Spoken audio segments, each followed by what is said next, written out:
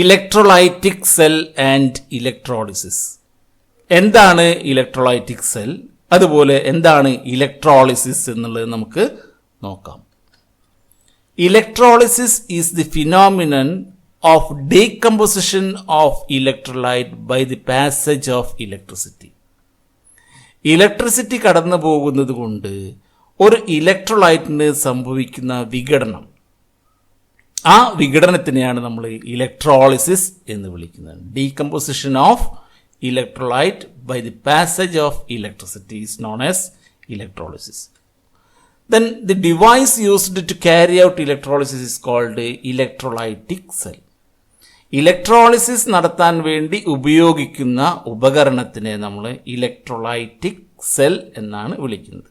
Okay, അപ്പോൾ electrolytic സെല്ലിൽ the electrical energy is converted into chemical energy, അല്ലെങ്കിൽ chemical reaction നടത്താൻ വേണ്ടിയിട്ട് ഇലക്ട്രിക്കൽ എനർജി യൂസ് ചെയ്യുന്നു. ഓക്കെ, ദെൻ ഒരു സിമ്പിൾ ആയിട്ടുള്ള electrolysis of copper sulphate solution. Copper സൾഫേറ്റിൻ്റെ അക്വസ് സൊല്യൂഷനെ നമ്മൾ ഇലക്ട്രോളിസിസ് നടത്തിയാൽ എന്തൊക്കെയാണ് പ്രൊഡക്റ്റ് കിട്ടുക എന്ന് നമുക്ക് നോക്കാം. അപ്പോൾ കോപ്പർ സൾഫേറ്റ് സൊല്യൂഷനെ ഇലക്ട്രോളിസിസ് നടത്താൻ വേണ്ടിയിട്ട് നമ്മൾ ഇവിടെ ഉപയോഗിക്കുന്നത് കോപ്പർ ഇലക്ട്രോഡാണ് ഉപയോഗിക്കുന്നത്. ഓക്കെ, അപ്പോൾ കോപ്പർ ഇലക്ട്രോഡ് ഉപയോഗിച്ചുകൊണ്ട് എങ്ങനെ കോപ്പർ സൾഫേറ്റ് സൊല്യൂഷനെ ഇലക്ട്രോളിസിസ് നടത്താമെന്ന് നോക്കാം. അപ്പോൾ ചിത്രത്തിൽ കാണുന്ന പോലെ തന്നെ കോപ്പർ സൾഫേറ്റ് സൊല്യൂഷനിലേക്ക് 2 കോപ്പർ സ്ട്രിപ്പുകൾ ഇറക്കി വെക്കുന്നു. അങ്ങനെ കോപ്പർ സൾഫേറ്റ് സൊല്യൂഷനിൽ കോപ്പർ അയോൺ ഉണ്ടായിരിക്കും, അതുപോലെ തന്നെ സൾഫേറ്റ് അയോണും ഉണ്ടായിരിക്കും. ഓക്കെ, ഒരു ഡി സി വോൾട്ടേജ് അപ്ലൈ ചെയ്യുമ്പോൾ, ഇലക്ട്രോഡിൽക്കിടയിൽ ഒരു ഡി സി വോൾട്ടേജ് അപ്ലൈ ചെയ്യുമ്പോൾ കോപ്പർ അയോൺ, സൊല്യൂഷനിലെ കോപ്പർ അയോൺ Cu2+ അയോൺ കാഥോഡിൻ്റെ ഭാഗത്തേക്ക് മൂവ് ചെയ്യുന്നു. അതായത് നെഗറ്റീവ് ഇലക്ട്രോഡിൻ്റെ ഭാഗത്തേക്ക് കോപ്പർ അയോൺ മൂവ് ചെയ്യുകയും ആ നെഗറ്റീവ് ഇലക്ട്രോഡിൽ നിന്ന് അത് ഇലക്ട്രോണിനെ സ്വീകരിച്ച് കോപ്പർ ആറ്റമായി ഇലക്ട്രോഡിൽ ഡെപ്പോസിറ്റ് ചെയ്യുകയും ചെയ്യുന്നു. ഓക്കെ, അപ്പോൾ കോപ്പർ സൾഫേറ്റ് സൊല്യൂഷനെ ഇലക്ട്രോളിസിസ് ചെയ്യുന്ന സമയത്ത് നമുക്ക് കിട്ടുന്ന ഒരു പ്രോഡക്റ്റ് എന്ന് പറയുന്നത് കോപ്പർ ആറ്റമാണ്, അല്ലെ, കോപ്പറാണ് കിട്ടുന്നത്. ആ കോപ്പർ കാഥോഡിലാണ് ഡെപ്പോസിറ്റ് ചെയ്യുന്നത്. അപ്പോൾ ഇതാണ് കാഥോഡിൽ നടക്കുന്ന റിയാക്ഷൻ. ഇനി എന്താണ് ആനോഡിൽ നടക്കുന്ന റിയാക്ഷൻ? ആനോഡിലെ കോപ്പർ ഇലക്ട്രോഡിൽ നിന്ന് കോപ്പർ ആറ്റം കോപ്പർ അയോണായി സൊല്യൂഷനിലേക്ക് വരുന്നു.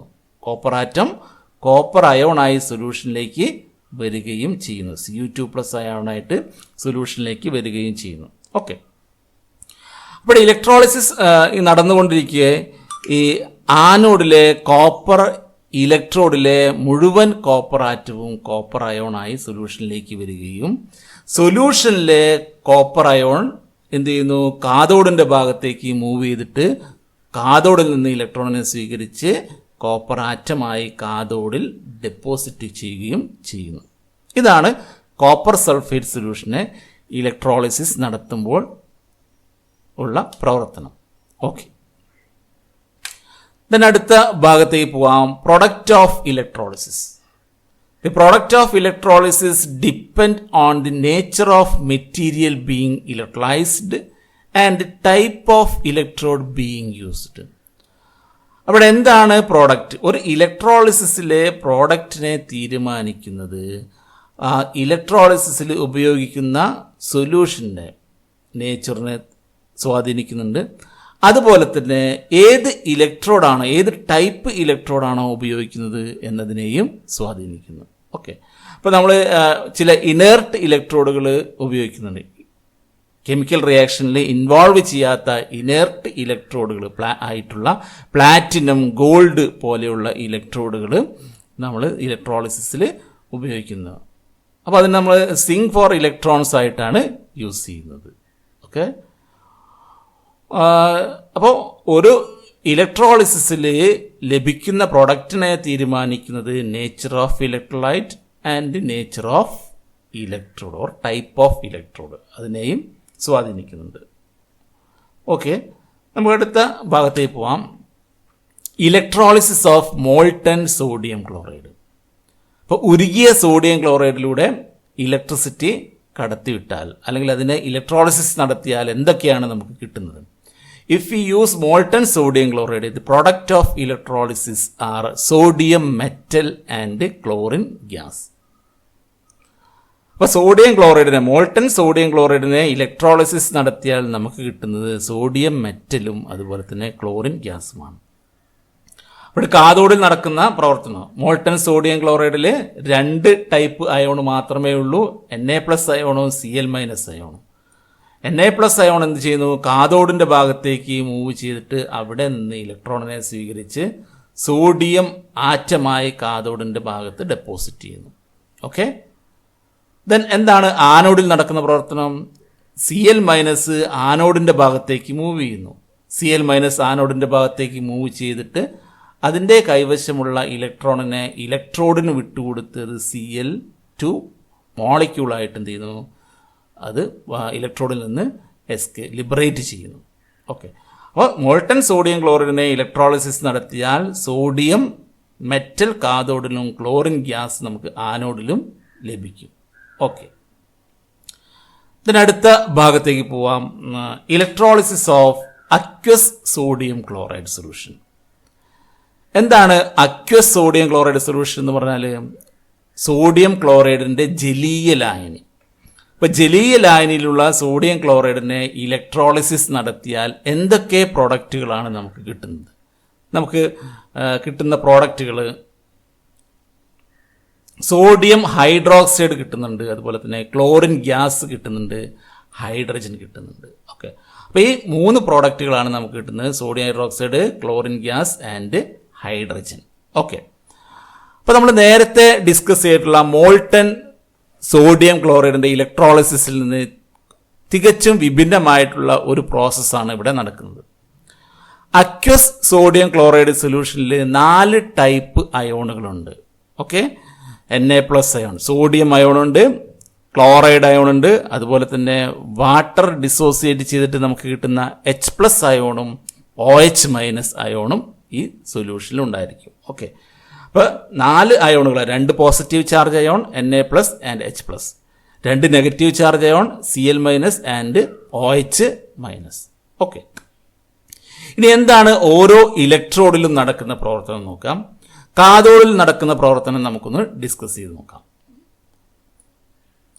കാഥോഡിൽ 2 ടൈപ്പ് അയോണാണ് മൂവ് ചെയ്യുക. കാഥോഡിലേക്ക് Na+ അയോൺ മൂവ് ചെയ്യുന്നു, അതുപോലെ തന്നെ H+ അയോൺ മൂവ് ചെയ്യുന്നു. അപ്പോൾ ഇവ തമ്മിൽ ഒരു കോമ്പറ്റീഷൻ ഉണ്ടാകുന്നു. അപ്പോൾ ഏത് അയോണാണ് കാഥോഡിൽ നിന്ന് ഇലക്ട്രോണിനെ സ്വീകരിക്കുന്നത് അത് തീരുമാനിക്കുന്നത് അവയുടെ ഇലക്ട്രോഡ് പൊട്ടൻഷ്യലാണ്. സ്റ്റാൻഡേർഡ് ഇലക്ട്രോഡ് പൊട്ടൻഷ്യലാണ് അതിനെ തീരുമാനിക്കുന്നത്. ഇലക്ട്രോഡ് പൊട്ടൻഷ്യലിനെ ഡിപ്പെൻഡ് ചെയ്തിരിക്കും ഏതാണ് റെഡ്യൂസ് ചെയ്യുന്നത് എന്നുള്ളത്. ഓക്കെ, അപ്പോൾ നമുക്കറിയാം സോഡിയത്തിന്റെ electrode potential, standard reduction potential നമുക്കറിയാം -2.71 വോൾട്ട്. -2.7 വോൾട്ട് ആണ് സോഡിയത്തിന്റെ സ്റ്റാൻഡേർഡ് റിഡക്ഷൻ പൊട്ടൻഷ്യൽ. ഓക്കെ, അതേപോലെ തന്നെ ഹൈഡ്രജന്റെ സ്റ്റാൻഡേർഡ് റിഡക്ഷൻ പൊട്ടൻഷ്യൽ നമുക്കറിയാം അത് 0 വോൾട്ട് ആണ്. ഓക്കെ, അപ്പോൾ ഏതാണ് ഇലക്ട്രോഡിന്റെ ഭാഗത്തേക്ക് മൂവ് ചെയ്ത് റെഡ്യൂസ് ചെയ്യപ്പെടുന്നത് അത് തീരുമാനിക്കുന്നത് അവയുടെ ഇലക്ട്രോഡ് പൊട്ടൻഷ്യലാണെന്ന് പറഞ്ഞു അല്ലേ. അപ്പോൾ അതിൽ ഏതാണോ higher value of reduction potential, ഏതാണ് ഹയർ വാല്യൂ റിഡക്ഷൻ പൊട്ടൻഷ്യൽ ഉള്ളത് അത് റെഡ്യൂസ് ചെയ്യുന്നു. അപ്പോൾ നമുക്കിവിടെ 2 വാല്യൂ നോക്കിയാൽ സോഡിയത്തിൻ്റെ -2.7 വോൾട്ടും ഹൈഡ്രജൻ്റെ 0 വോൾട്ടുമാണ്. അപ്പോൾ ഹയർ വാല്യൂ എന്ന് പറയുന്നത് ഹൈഡ്രജൻ്റെതാണ് അല്ലേ, മറ്റത് മൈനസ് വാല്യൂ ആണ്. അപ്പോൾ ഹൈഡ്രജൻ്റെ higher value reduction potential higher value ആണ് ഹൈഡ്രജൻ്റെത്. ഇവിടെ എന്ത് ചെയ്യുന്നു? ഹൈഡ്രജൻ റെഡ്യൂസ് ചെയ്യുന്നു. ഓക്കെ, അപ്പോൾ കാഥോഡിൽ നടക്കുന്ന പ്രവർത്തനം എന്താണ്? H+ + 1 electron gives ½ H2. Hydrogen reduce ചെയ്ത് ഹൈഡ്രജൻ അയോൺ റെഡ്യൂസ് ചെയ്ത് എന്തായിട്ട് മാറുന്നു? ഹൈഡ്രജൻ മോളിക്യൂളായിട്ട് കാഥോഡിൽ നിന്ന് ലിബറേറ്റ് ചെയ്യുന്നു. ഓക്കെ, അപ്പോൾ അവിടെ ഏതിനാണോ E0 വാല്യൂ കൂടുതലുള്ളത് അതാണ് റെഡ്യൂസ് ചെയ്യുക. ഓക്കെ, അപ്പോൾ ഇവിടെ ഹൈഡ്രജനാണ് റെഡ്യൂസ് ചെയ്യുന്നത്. ഇനി എങ്ങനെയാണ് H+ അയോൺ അവിടെ കിട്ടിയത്? H+ അയോൺ സൊല്യൂഷനിലേക്ക് എങ്ങനെയാണ് വന്നത്? H+ ion is produced by the dissociation of water അല്ലേ. അപ്പോൾ ഇവിടെ വാട്ടറിൻ്റെ ഡിസോസിയേഷൻ നടന്നതുകൊണ്ടാണ് H+ അയോൺ നമുക്ക് സൊല്യൂഷനിൽ കിട്ടിയിട്ടുള്ളത്. അത് ഓർമ്മിക്കേണ്ട കാര്യമാണ്. അപ്പോഴങ്ങനെയാണെങ്കിൽ നമുക്ക് കാഥോഡ് റിയാക്ഷൻ വേണമെങ്കിൽ നമുക്ക് ഈ രീതിയിൽ എഴുതാം. H2O plus electron gives half H2 plus OH minus. Okay, അപ്പോൾ കാഥോഡിൽ ലഭിക്കുന്നത് ഹൈഡ്രജൻ ആണ്. ഓക്കെ, ഇനി എന്താണ് ആനോഡിൽ നടക്കുന്ന റിയാക്ഷൻ നോക്കാം. ആനോഡിൽ 2 ഓക്സിഡേഷൻ റിയാക്ഷനാണ് നടക്കാൻ സാധ്യതയുള്ളത്. ഏതൊക്കെയാണത്? Cl- എന്നുള്ളത് Cl2 ആയി മാറുന്ന ഒരു ഓക്സിഡേഷൻ പ്രോസസ്സ്, അതുപോലെ വാട്ടർ ഓക്സിജൻ ആയിട്ട് മാറുന്ന മറ്റൊരു പ്രോസസ്സ് അല്ലേ. അപ്പോൾ ഈ 2 പ്രോസസ്സിലെയും ഇലക്ട്രോഡ് പൊട്ടൻഷ്യൽ നമ്മളൊന്ന് കമ്പയർ ചെയ്യാം. Cl- അയോൺ Cl2 ആയി മാറുന്ന സമയത്തുള്ള റിഡക്ഷൻ പൊട്ടൻഷ്യൽ എത്രയാണ്? 1.36 വോൾട്ട്.